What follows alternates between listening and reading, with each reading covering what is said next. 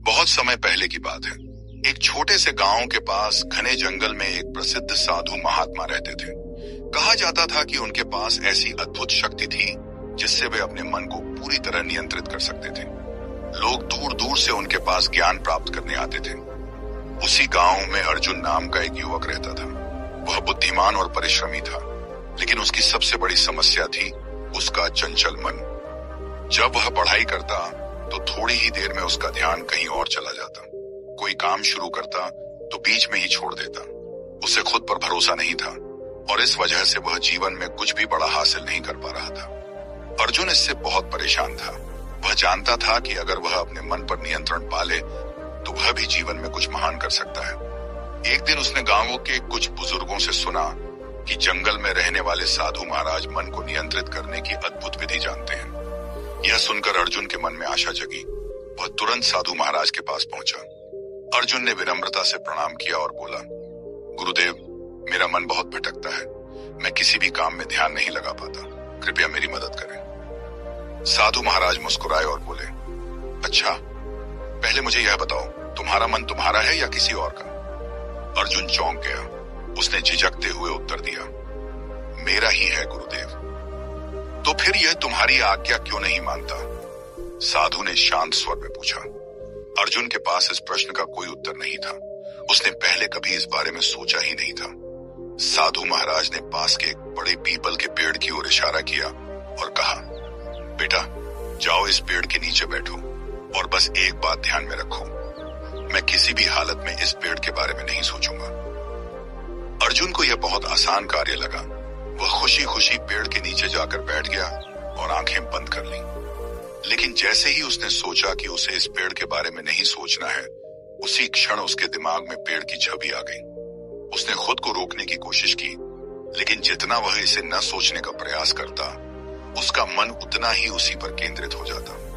कभी उसे पेड़ की हरी भरी पत्तियां दिखती, कभी उसकी मोटी टहनी, कभी उसकी जड़ें। कुछ ही मिनटों में अर्जुन हताश हो गया।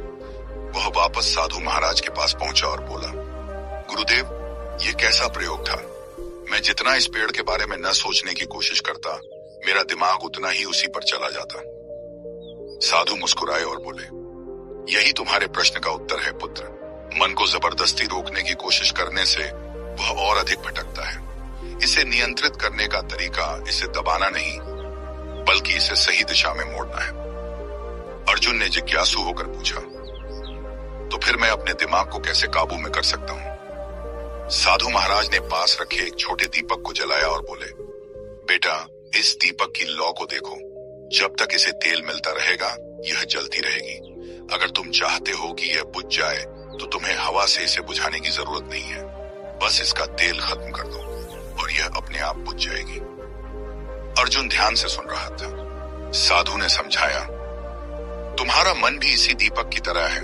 अगर तुम इसे जबरदस्ती रोकने की कोशिश करोगे तो यह और ज्यादा भटकेगा, लेकिन अगर तुम इसे सही दिशा में लगा दोगे तो यह खुद ब खुद नियंत्रित हो जाएगा। अर्जुन ने फिर पूछा, पर मैं इसे सही दिशा में कैसे लगाऊं? साधु महाराज ने उत्तर दिया, अपने मन को किसी सकारात्मक चीज में पूरी तरह से लगा दो। किसी अच्छे काम में, किसी रचनात्मक कार्य में, किसी ज्ञान प्राप्ति के प्रयास में। जब तुम्हारा ध्यान किसी सार्थक कार्य में पूरी तरह से लग जाएगा, तब यह भटकना बंद कर देगा। यही मन को नियंत्रित करने का सही तरीका है। अर्जुन को अब सब समझ में आ गया था। उसने साधु को प्रणाम किया और संकल्प लिया कि वह अपने मन को इधर उधर भटकाने के बजाय उसे किसी सार्थक कार्य में लगाएगा। धीरे धीरे उसने अपनी आदतों को बदला।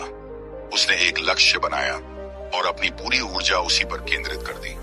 कुछ ही समय में उसका मन नियंत्रित होने लगा और वह अपने जीवन में सफल होने लगा। हम जितना अधिक अपने मन को रोकने की कोशिश करते हैं, वह उतना ही भटकता है।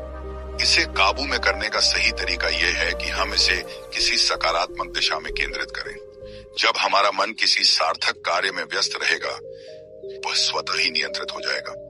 अगर आपको यह कहानी पसंद आई और इससे कुछ सीखने को मिला, तो इसे लाइक करें और अपने दोस्तों के साथ शेयर करें, ताकि वे भी अपने मन को नियंत्रित करने का रहस्य जान सकें।